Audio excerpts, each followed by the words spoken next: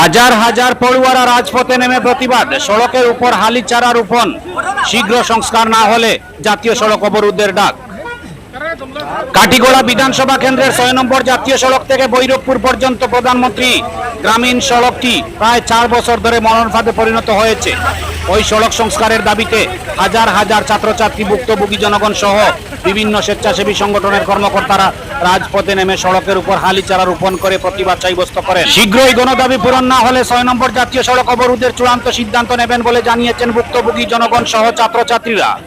বিভিন্ন শিক্ষা প্রতিষ্ঠান প্রাইমারি থেকে শুরু করে কলেজ পর্যন্ত ৫,০০০ ছাত্রছাত্রীদের যাতায়াতের একমাত্র ভরসা ওই গ্রামীণ সড়কটি।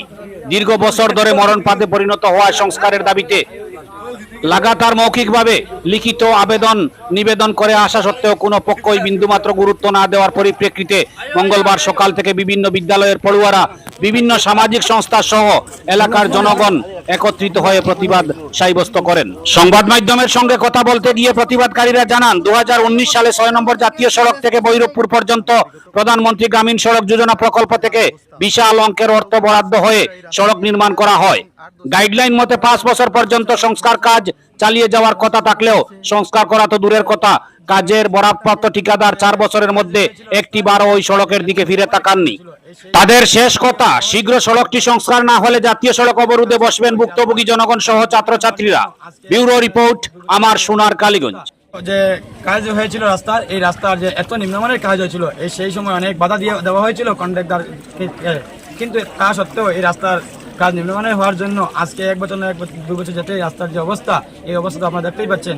আমি মিডিয়ার মাধ্যমে অবগত করতে চাই বর্তমান আসাম তথা কর্তৃপক্ষের কাছে যে এই রাস্তাটি অতি সত্বর অনতিবিলম্বে এই রাস্তাটি মেরামতি করা হয় এবং উপযুক্ত করে তোলা হয় যাতায়াতের জন্য, যাতে স্কুলের ছাত্রছাত্রী তথা এই অঞ্চলের মানুষরা সুন্দরভাবে সঠিকভাবে চলাচল করতে পারে, এটাই বলে। এবং যদি আপনাদের এই দাবি যদি পূরণ না হয়, তাহলে আগামী দিনে আপনারা কি পদক্ষেপ নেবেন? বিভিন্ন সংগঠন রয়েছে এবং বিভিন্ন ক্লাব রয়েছে এবং স্কুল কলেজ রয়েছে, আমরা বৃহত্তর আন্দোলন করে তুলব।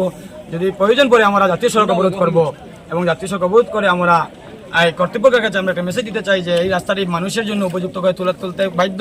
কারণ আসাম সরকার যে জায়গায় রাস্তাঘাটের উন্নতি নয়, সেই জায়গায় সেই জায়গার পরিবেশ, সেই জায়গার মানুষ উন্নত করার চিন্তা করতে পারবে না। তাই আমরা রাস্তাঘাটের উন্নতি কল্পে আমরা আজকে কিছু মেমোরেন্ডাম প্রদান করা হবে ডিসি মহোদয় বা সার্কেল অফিসারের মাধ্যমে, যে আমাদের সিএম এর কাছে যে রাস্তাটি মেরামত করার জন্য, এবং আমরা যদি এর পরে কোনো কাজ না আসে আমরা বৃহত্তর আন্দোলন করে তুলব। তো আমি আর একটা জিনিস বলবো, এই রাস্তাটা পুরো জিপি টোটাল 10,000 to 15,000 পিপল মানুষরা আছে এই ন্যাশনাল হাইওয়ের দিকে কানেক্টেড, এই ন্যাশনাল হাইওয়ে NH6। আমরা যদি আজকের যে দাবিটা যদি মানা হয় না, নেক্সটে আমরা ন্যাশনাল NH6-এ গিয়ে NH6 বন্ধ করে আমরা দাবিটা আরও বড়োভাবে করব এবং ছাত্রছাত্রীদেরকে নিয়ে শুধু এই ভৈরবপুর জিপি না, পুরা কালাইন অঞ্চলের যত স্কুল আছে, স্কুলের সব ছাত্রকে ডেকে স্টুডেন্ট ইউনিয়ন কমিটি বানিয়ে আমরা আরও স্ট্রংভাবে প্রতিবাদ করব। কি করব কিনা না, কিন্তু আমরা আশাবাদী স্যার আমাদের ছাত্রছাত্রীর দুঃখ কথাগুলো উনি অ্যাকসেপ্ট করবেন বলে। এটা আমরা বিগত কয়েকদিন থেকে আমাদের এই রাস্তার যে বেহাল অবস্থা, মোর দেন 5,000 স্টুডেন্টরা এই রাস্তা দিয়ে যাতায়াত করে এবং 8-10টি গ্রাম রয়েছে যেখানে বিভিন্ন ধরনের মানুষরা এখানে যাতায়াত করে, চাকরিজীবী থেকে ব্যবসাজীবী শুরু করে। কিন্তু আমরা অত্যন্ত দুঃখের বিষয়, আজকে আমরা ভারত স্বাধীন হওয়ার ৭৭তম দিবস পর আজকে আমরা এখানে ছাত্রছাত্রী নিয়ে আসতে বাধ্য হলাম। গ্রাম অঞ্চলের অনেক মূল্যবান ব্যক্তিবর্গ, শিক্ষকরাও আজকে এখানে এসেছেন শুধু ছাত্রছাত্রীর দিকে। আমরা কথা ছাড়েন, কিন্তু ছাত্রছাত্রীরা এত কষ্ট করে যাতে সম্মত ওরা স্কুলে যেতে পারছে না, পড়াশোনার দিকে বিরত। আমরা জানি একটি এলাকায়, একটি সমাজে, একটি দেশ তখন উন্নত হয় যখন শিক্ষার আলো পড়ে, কিন্তু ওরা সময়মত স্কুলে যেতে পারছে না, প্রপারলি শিক্ষা পাচ্ছে না, যার জন্য এই রাস্তার অবস্থার কারণে ওদের এত প্রবলেম হচ্ছে, ওরা পিছিয়ে যাচ্ছে। তো আমি ছাত্রছাত্রীদেরকে নিয়ে আসাম সিএম স্যারের কাছে অনুরোধ করব এবং আমি বিশ্বাস যে আমার এত দৃঢ় বিশ্বাস আছে আসাম সিএম সাহেব ছাত্রছাত্রীর ভবিষ্যৎ এবং ইন ফিউচার এদেরকে ভালো করার জন্য উনি অতি সত্বর আমাদের এই দাবিগুলো উনি মানবেন। কারণ রাস্তার অবস্থা এত জল, রাস্তা হাঁটু জল, একটু বৃষ্টি হওয়ার পর আর অনেক জল হয়ে যায়, ছোটো ছোটো বাচ্চারা জলে ডুবে যায়। এটা একটা রিস্কি ব্যাপার, আমরা এত সাফার করছি এই গ্রাম অঞ্চলের মানুষরা, যার জন্য আজকে ছাত্রছাত্রী আমরা সহ অনুরোধ করছি স্যার, আমরা অত্যন্ত আশাবাদী যে আপনি আমাদের এই কাজটা অতি সত্বর করবেন বলে দৃঢ় বিশ্বাস রয়েছে ছাত্রছাত্রীর মুখের দিকে তাকিয়ে। এটাই আমাদের লাস্ট একটা অনুরোধ স্যারের কাছে। আমরা কোনো প্রতিবাদ করতে আসিনি, আমাদের মনের কষ্টের বেদনাগুলো আমরা এক্সপ্লেন করতে আসছি যে ভবিষ্যৎ অন্ধকারে যাচ্ছে এই রাস্তার অবস্থার কারণে ছাত্রছাত্রীদের। মোদিজি একটা কথা বলেন, বেটি পড়াও বেটি বাঁচাও বেটি পড়াও, সুন্দর স্লোগান। আজ আমরা বেটি বাঁচা যেতে লাগে স্কুলে এবং আসার পথে অনেক দুর্ঘটনা ঘটে। প্রায় যারা বড় লোক আছে, যাদের কাছে পয়সা আছে, এরা গাড়িতে চলে যায়, যারা কাছে পয়সা নাই এরা কীরকম যাবে। তো আমরা তৃপ্তি ক্লাবের তরফ থেকে সিএম স্যারের কাছে একটাই দাবি যে এই রাস্তাটা যত সম্ভব তাড়াতাড়ি হয় মেনটেনেন্স করিয়া দেওয়ার জন্য অনুরোধ আছে। আরও একটা কথা বলবো, আজকে দেখুন সিএম স্যারের টেডের টিচারদেরকে জব দিয়েছে এবং শিক্ষার দিকে সিএম স্যারের অনেক আগ্রহ আছে এবং সিএম স্যার শিক্ষাকে নিয়ে এই আসামকে শিক্ষার দিকে আগে বাড়িয়েছে। এবং আমার দাবি এটাই থাকবে যে আপনি যখন একজন টিচারকে পার্মানেন্ট করে দিয়েছেন ভবিষ্যতের জন্য, বাচ্চাদের ভবিষ্যতের জন্য কিছু করেন। আমাদের রাস্তাটা অনেক দিন থেকে এই রাস্তায় সমস্যা হচ্ছে, রাস্তাটার কাজ করার জন্য আমরা বারবার পিডব্লিউডিতে গিয়েছি এবং অনেক পিটিশন দিয়েছি, কন্ট্রাক্টরকেও পিটিশন দিয়েছি, সবাইকে দিয়েছি, দেওয়ার পরেও কোনো কাজ হচ্ছে না। তাই আমাদের কাছে এই লাস্ট রাস্তা ছিল আজকে একটা প্রতিবাদ মিছিল খাড়া করার জন্য সবাইকে নিয়ে, এই ভৈরবপুরের জনগণকে নিয়ে, স্টুডেন্ট ইউনিয়নকে নিয়ে এবং আমাদের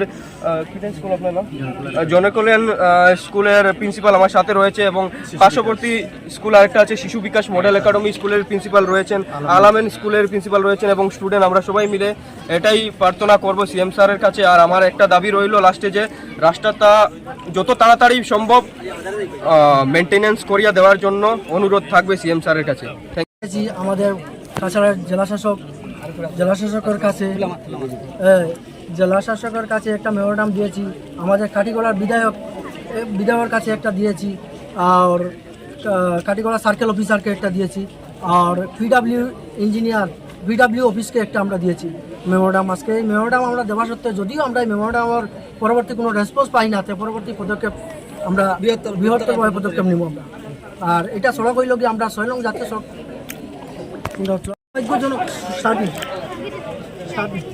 দুর্ভাগ্যজনক কথা। আজকে আমরা ভৈরবপুর তথা তারাপুর তথা অত অঞ্চলের মানুষ নিয়ে আজকে মনে করা প্রতিবাদী হয়েছি। আমাদের এখানে স্কুল আছে 8 থেকে 10টা, তো এই স্কুলের সে একমাত্র রাস্তা হইল এই রাস্তা। এই রাস্তা দিয়ে মনে করো আমরা 10-12 হাজার ছাত্র চলাচল করে, 10-12টা গ্রাম আছে। তার কারণে আমরা মনে করি রাস্তার বিরুদ্ধে আমরা বক্তব্য রাস্তার বেহাল অবস্থা নিয়ে আজকে আমরা প্রতিবাদে আইছি স্কুলের ছাত্রছাত্রী নিয়ে, যাতে আসাম সরকারে আমাদের এই দাবিগুলো অতি সত্বর পূরণ করে, যাতে আমাদের রাস্তা অতি সত্বর মেরামতি করার লাগে আমরা এই দাবি জানাই। আর আসাম সরকারের কাছে আমরা জানি আসাম সরকারের শিক্ষার দিক দিয়ে তাই অনেক অগ্রসর, তার কারণে গিয়ে আমরা মনে করো আজকে স্টুডেন্ট ছাত্র নিয়ে আমরা মনে করো এই প্রতিবাদ করতে বাধ্য হয়েছি। কারণ সরকারে বারবার বছরে বছরে চাকরি দেয়, আমরা বাচ্চা কাচ্চা যদিও পড়াশোনা করতে পারে না, ভবিষ্যতে এরা চাকরি পাইতো না, এরা চাকরি থেকে বঞ্চিত হইব। কারণ এই রাস্তাঘাটের বেহাল অবস্থা, স্কুলে ঠিকমতো যাইতে হইতে পারতো না, আর রাস্তাও ঠিকমতো সঠিক পড়াশোনা করতে পারতো না। এর কারণে গিয়ে আমরা আজকে রাস্তা নেমে প্রতিবাদ করতে বাধ্য হয়েছি আমরা ছাত্রছাত্রী নিয়ে। আর আরেকটা কথা আমি কইতে বাধ্য হয়েছি যে আমরা প্রধানমন্ত্রী যে সড়ক যোজনা, যেটা এই সড়ক যোজনার আজকে দীর্ঘ 3-4 বছর থেকে এই বেহাল অবস্থা। আমাদের পিডব্লিউডি